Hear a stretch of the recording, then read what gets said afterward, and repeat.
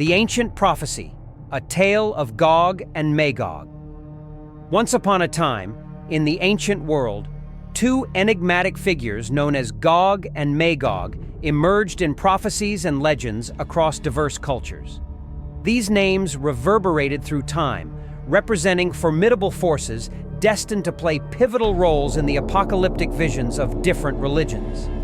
The prophecy of their coming signified a great conflict, one that would challenge the boundaries of good and evil, bringing chaos and ultimate salvation.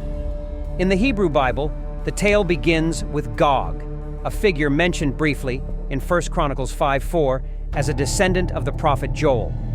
However, it is in the Book of Ezekiel, chapters 38 and 39, that the prophecy of Gog and Magog is most vividly described.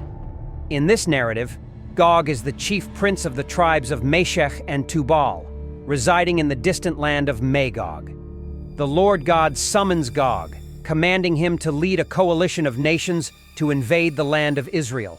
This invasion is depicted as a massive and terrifying onslaught, with Gog's forces described as covering the land like a cloud. Despite the immense power of Gog's army, the prophecy foretells a dramatic divine intervention. As Gog and his allies advance, God unleashes a series of catastrophic natural disasters, earthquakes, torrential rains, and fire from the heavens, obliterating the invading forces. The defeat of Gog not only spares Israel, but also serves to demonstrate the greatness and sanctity of God, reaffirming the bond between the divine and his chosen people.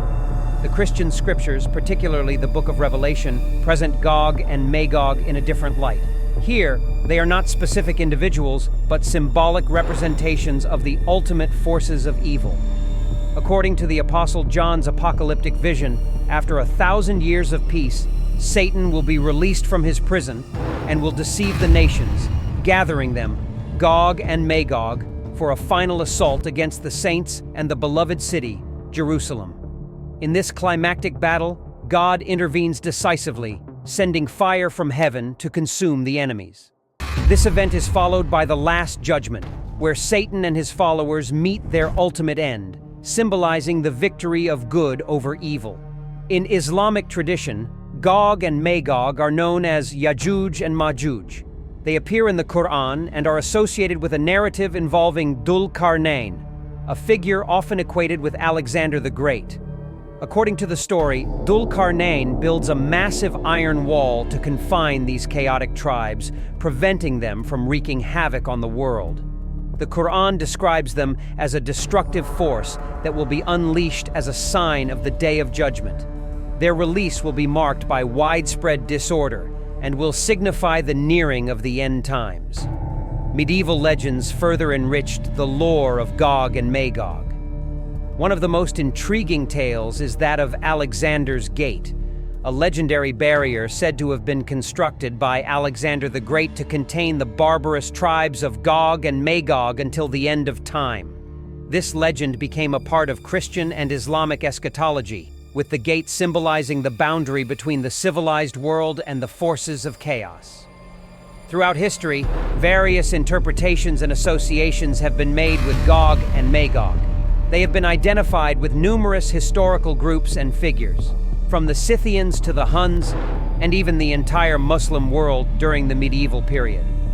In some Christian traditions, they were linked to the 10 lost tribes of Israel, while others saw them as precursors to the Antichrist.